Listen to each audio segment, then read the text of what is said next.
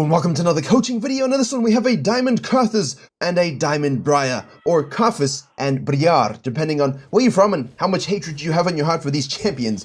Most importantly though, Briar was nerfed and didn't do anything to her dead at all. She's still strong. Even though the W2 is affected, yes of course, and the Jarvan was nerfed, that win rate has gone down by about 2% so far. We'll see if that stabilizes, but again, good things for this champion right here because he just exists in your own universe, right? And we do have the Briar starting on the blue side. Here we have the ward from the Karthus as well, just to make sure that we're protected against any potential aggressive invades. But with Season 14 coming up, he's looking forward to that itemization rework for mages. Should be great for most people. I think most people will enjoy that. 216 cross time, pretty good. This is a thing, right? These Jarvans, these Briars, these Shinchaos, these Kindreds, these Shakos, these Graves players, they just go on these ridiculous invades. They don't track the quadrant clears, right? So I've had multiple people invade me on the bottom side with me starting top side as Zyra, and I'm crossing at 216, 218, 219 as well. And then I'm here, and they're like, whoa, whoa, whoa, I'm taking your blue grump. What are you doing here? How do you have level 3? Like, I'm not done. And then I push them out, or I kill them, and my lane is rotating, all the good stuff happens. Karthus here, though, look at this. Obviously, does a better job of that, because that was a 216 cross from the blue side. That's not what we're talking about here from the Zyra particular perspective, but 254, 255 done. Look at the lane. Is it gankable? Can I take this RNG scuttle, or do I just go back to base? Briar's on the bottom side over here. So as a farming jungler, do your best to track where they start, leashless, and things like that, because if you know categorically that she started on the bottom side and she's coming up here, Briar from Twisted Fate, Briar from the Renekton, you could gank this for sure, but she could cut up and deal with you. Renekton's a tough gank anyway.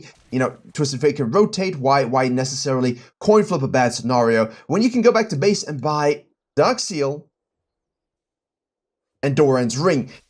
I do this as well. Most strong AP damage dealers do this as well. We know that the Briar is going to go for this 335 clear super duper slow. And just to go back a little bit, as we looked at the Briar there, the Twisted Fate, flash the yellow card, chuck some cards out, get yourself a free kill. Karthus has gone to the top side here, I think. You've got your pick. If the Briar started on the top side, right, and you don't know where she began, and you see these as gankable lanes that you can deal with, obviously, then you go ahead and you take the top scuttle and you do this. The Briar will be down here, won't be able to counter jungle your top side Grump, so basically if she doesn't show anywhere and goes back to base, you can contest and fight over that second tier Grump. We have the Renekton here with no, is that ghosting? No ghost on the Renekton, but we don't have much hard CC in our kit. Waste of an exhaust actually, a little overzealous on that. The question now is, right, where's Briar? She is really taking her time investing in this bottom side, when she could easily be taking that Grump and waiting for this. This forces her Thresh to go in. Now she hops the wall to follow in, and finally goes in here. She does get the E onto the Kai, so that should be a kill on her.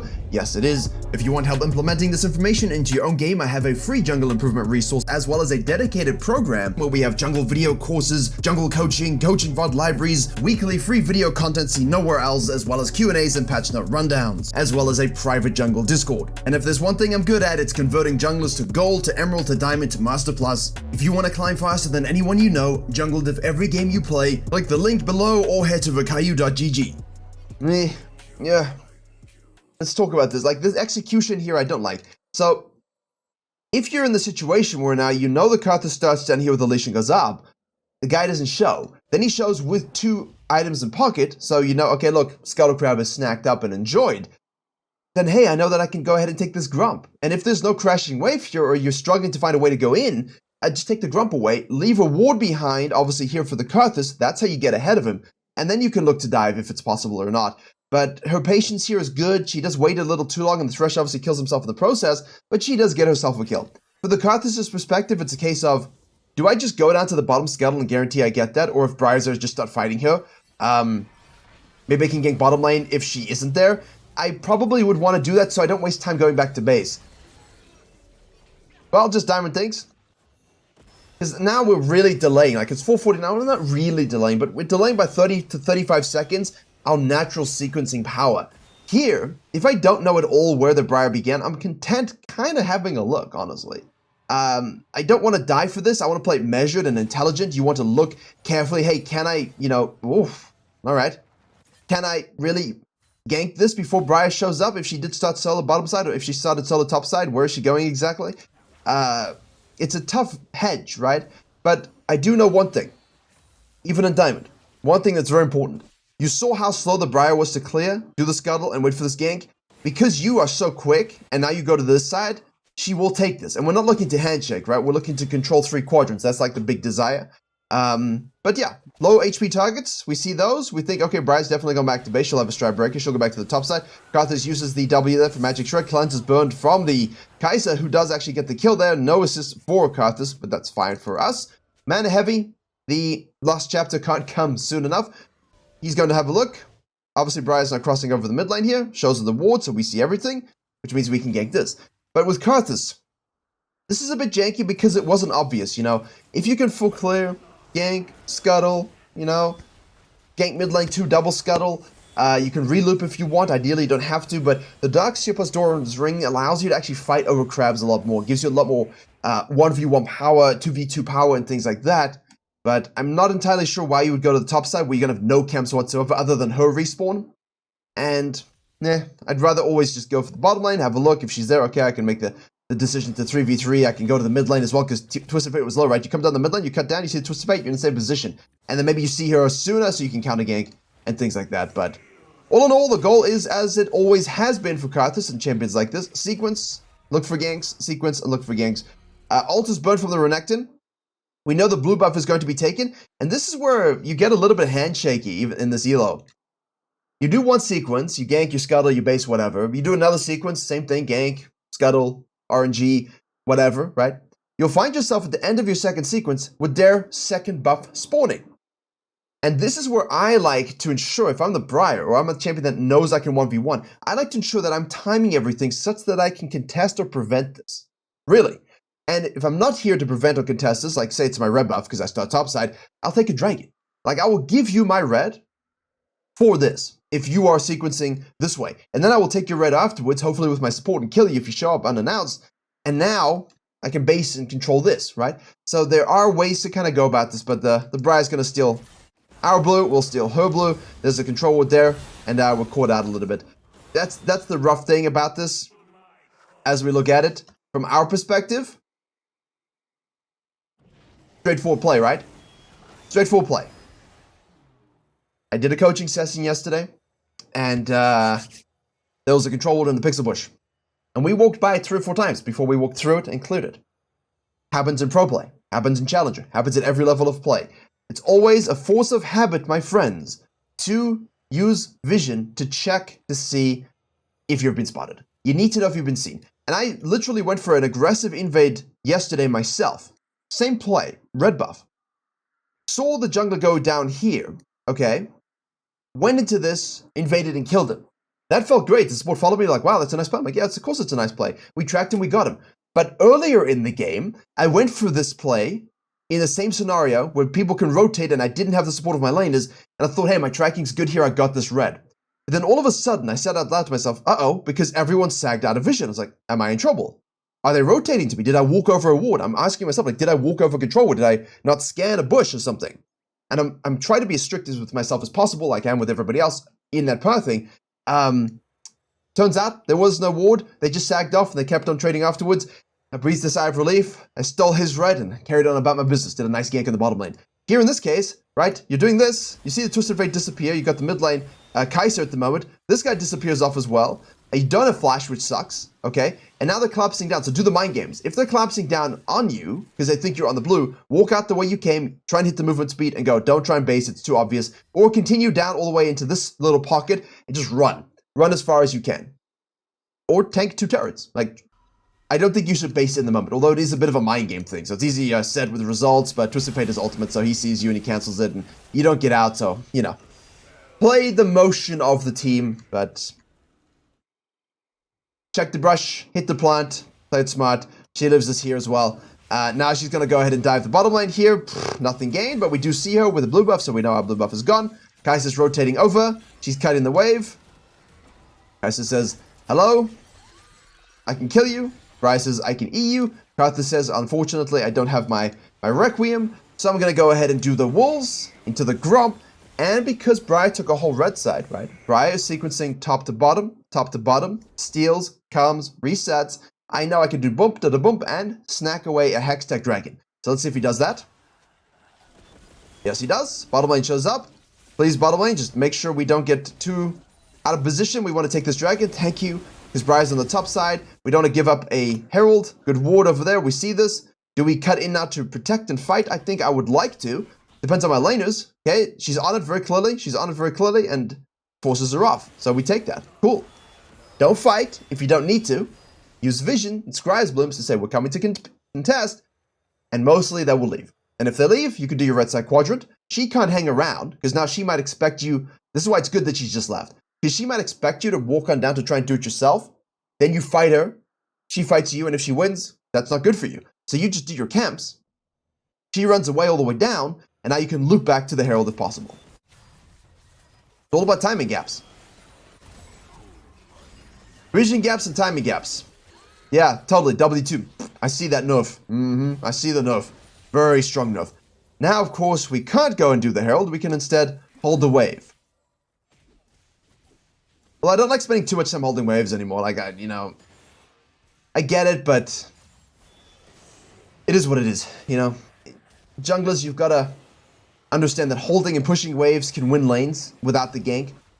So do it properly, do it well, and typically within your flow of jungling, you'll be fine. So we have the Fiendish Codex now. Go full cooldown haste early.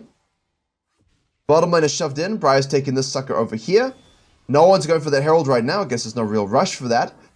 We can kind of shadow this scenario here. Does Blitzcrank want to go in? No, we ping this off because we think Briar might be going mid lane. That's pretty obvious. She's clearing a ward. Veigar doesn't pay attention. Yeah, I see the W nerf. I see it. It's tough. Yeah, weak champion. Weak champion. Now we know she most likely is going to look to go here. She doesn't actually, but Kai'Sa checks it. So this is the thing in Diamond. You're noticing this, right? I'm saying things, Karthus is pinging things, we're all thinking the same thing, but our laners are responding. So use your pings, even if they've been a little bit gated. Use them, communicate, say, hey, can we do this? Can we contest with this? And people will listen, they will start to listen. You've got to get used to shot calling with pings and making the right play because exhaust there, get in front of her, haha. He lives, Twisted Fate's coming down though, there we go, free kill, ISO Q. Remember, Karthus, more damage on an ISO Q. Good hook. Twisted Fate ults, he's going to try and get out, we have no CC, it's tragic. It's tragic. Unlucky. But we get a Herald, so nice collapse, nice reversal. And here, you kind of want to do it after the loop, but then with your mid laner dead, no one in mid lane, it's best just to hold. And she's bottom side, so there's no point losing pressure bottom side, doing the Herald when you can do this, because this was nice, Other thing I would say is like the hedge early to go here, I just don't like that anyway, because you don't have your camps there, so. I'd rather protect my own and make sure my sequencing is good than start to handshake camps too early as a farming jungler. Just because. It's not worth it if it doesn't work out.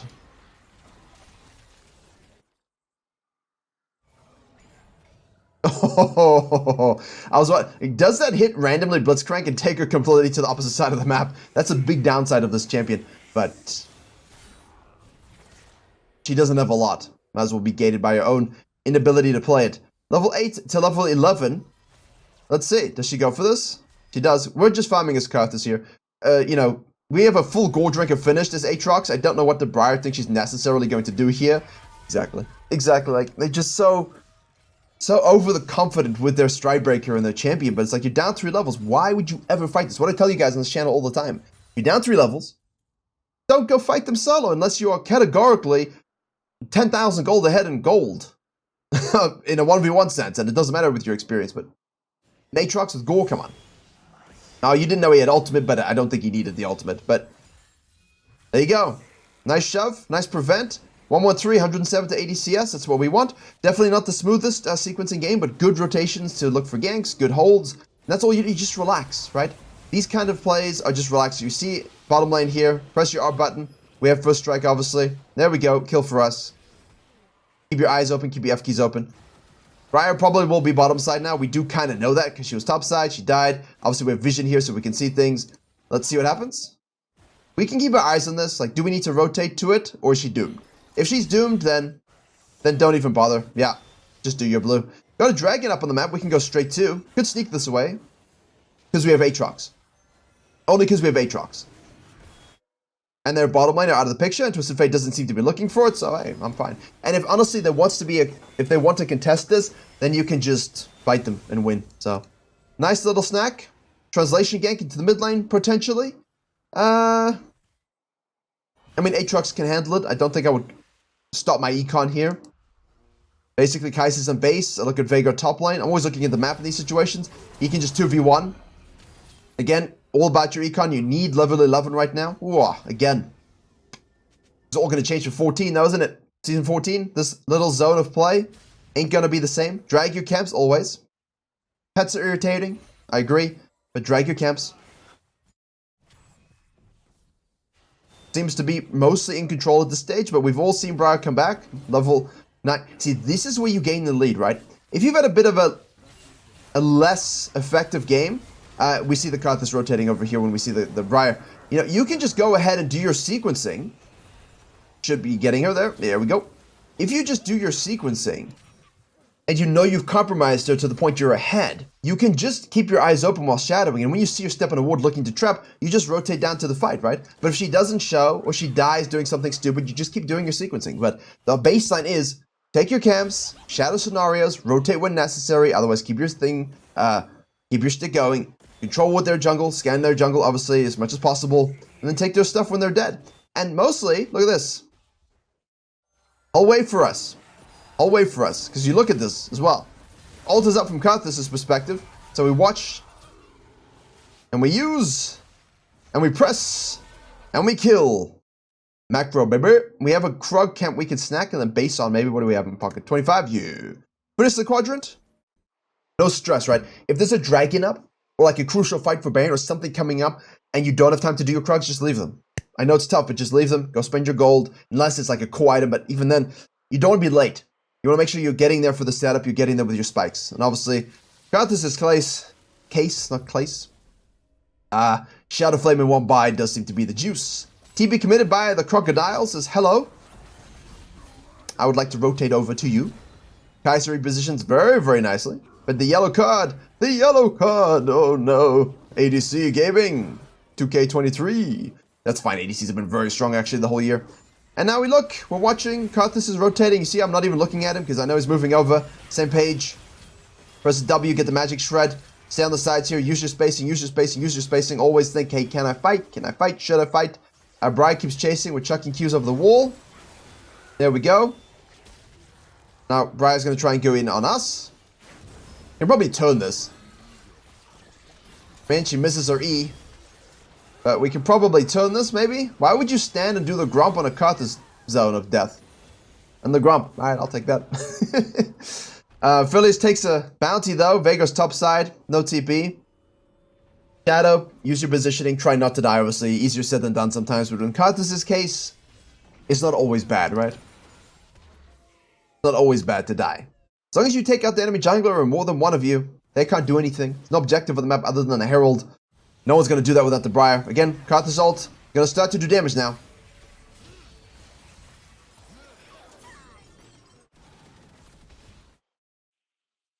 Do people think, just pressing R, huh? That's it? It's not. It's not. I mean, we're 146 to 116 TS, and did you really notice when that happened? Flow. Flow and farming. 8 to 10 CS per minute isn't easy. We'll just say ping difference, maybe. Maybe it's a ping gap. But there, you look and you keep going. I'm not a fan of always going away from your team, though. Like, I would like to join them, but there's no Veigar. So basically, you want to tell your team, like, guys, look, there's no Veigar. Can you just back up? Their whole team is up. They have Twisted Fate ult. I know you're fed. I know you guys want to do stuff. But, you know, we're still outnumbered, and we can still get picked up very, very easily. So we want to be cautious. And if Twisted Fate presses the button and sees I'm not there, he can go in. He can look for stuff. Or apparently, he can just flank like an idiot. Briar's ult completely misses.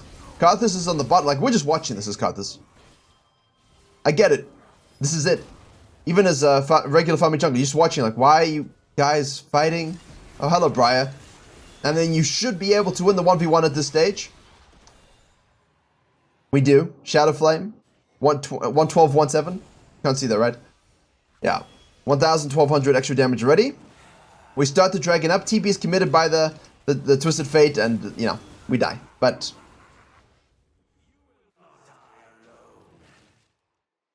vision control, teammates at a deficit. I'm trying to think of a rational excuse that would allow me to results-base this, but I think I'd still try to do it. The only thing is you got to notice the TP and then just run. Obviously, Veigar could come help you, but as soon as you see this or hear this, you should be able to hear it, actually, because it's so close proximity. You just leave, but they're allowed to make plays. You know, if you want to think, oh, okay, I got this, but it is what it is. Veigar shows up finally, though. No, not the cleanest game in terms of domination, but it's a mood. Karthus jungling is a mood a lot of the time. Obviously, you got to make good decisions and good tracking stuff, good fights and good rotations, get your lead for yourself as well as your lanes. But in Briar's case, I feel like she could have done a lot more to kind of get ahead of these moments. But why are we honestly just Astro fighting a Veigar here with Seraphs and Everfrosts over a dragon for no reason when there's a dead Karthus? Like, there's a dead Karthus, right? The whole team either should be here doing stuff. Oh, shit. Oh, shit. Oh. Gotta track the Karthus respawn. Look, I understand the sense of frustration from the Karthus are there, but please understand, it's on you to track death timers and so on. Like, if I am in that low, I'm not waiting for Karthus to respawn. I'm ensuring I'm going back to base. But I have a pathological desire to not die to Karthus ults. I'm very flummoxed by this champion, my champions, because he just one-shots me. You know, with one R, when he's fed, it takes away 80% of my HP. And in Season 14, it'll just one-shot me. So, Dragon, back into camps. I mean, I think what we should always look for, I think a good thing here is we've looked quite inward this game. And obviously that's because, you know, we didn't know exactly where the Briar started, and you know, this was a bit of like a silly path thing. Could have maybe contested here with those items if you're comfortable doing so, at least protecting your camps, right? Like, go have a look. You shouted out mid lane, you kill Twisted Fate, you see the Briar. Like, the game evolves a little differently, but just keeping that sequencing high and tight. But a lot of our econ has come from like a dragon fight or an ultimate or something, and then we go back into our camps. I don't think we're pushing the map enough in this particular situation. Like, we've just taken this, we've killed two, go into her jungle, right?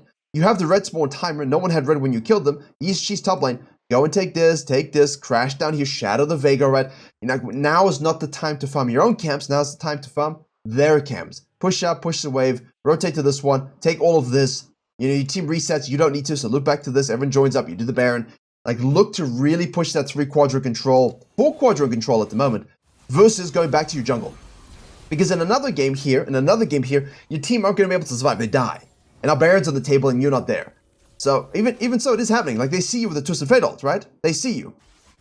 And Briar's on the top side, obviously, but that's already 1 dead, 2 dead. This should be dead, this should be dead. We should be killing everybody here by ourselves. Like, with our team, easily. But even by ourselves, we should be strong enough to do stuff here. And then now, you take all of this, you can finish this off, you go back to base, you buy some more needlessly large rods, you finish up your void stuff, and now you all go top side together and take the Baron. But because we did drag it into our own side quadrant, like our own camps here, we're letting our team die. And again, it doesn't matter as much when you're hyper carry jungler, but it does matter as a principle, yeah? It does matter as a principle. We can in theory do the Baron, but of course our whole team is up there with Twisted Fate ult. Thresh hooks us, plays us, we dodge it, nice little sidestep. We got the movement speed here. Veigar shows up with a TP. We're sitting in the backline there. We're going to try and make sure we poke everything out. What's our ultimate cooldown timer? It's up in 18 seconds, so we don't have ult to rely on here. We need to try and slow and zone and peel and go backwards. Nice exhaust. She stops to press E, obviously, because she's going to go way too deep. And we just sit in the backline with the Veigar. Just do poke, poke, poke, poke, poke. Let the Kaiser do the assassin stuff. Nice, nice, nice, nice. Veigar, again. Nope. Philios. Waiting for R here. There it is. And tick. Leandry's tick. Red. Smite. Tick. Nothing. Ignite. Kaiser W.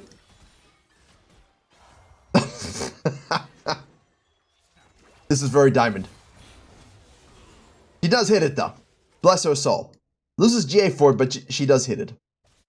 Yeah, so I think the Karthus in this particular game, little wonky, little jagged, this particular game. Guy knows Karthus though. Definitely more pushing off the map forward in certain mid to late game scenarios when you get objectives. You know, be with your team a little bit more because that worked out nicely for us. But again, we're 7-3-10. We got a 40 CS lead. There's a free Baron that we can go and bait and snack. Veigar can walk on over here.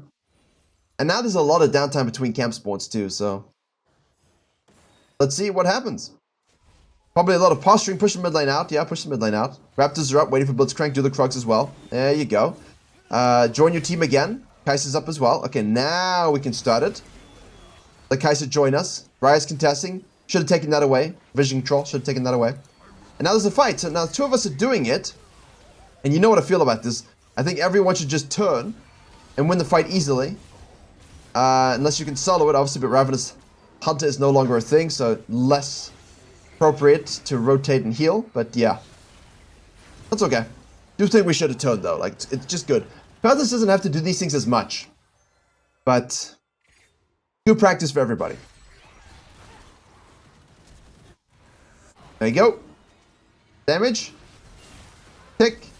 Tick. Tick. Not enough, but catch the wave. Push. So, as I said, it is a vibe. Look at the gold amounts here. 14,000 gold most of the game. That's good, right? Like, that's always good to have when you've got a first strike, you've got a good sequencing situation. But, sorry, most on our team. Twisted Fate actually has more. But you do have to pay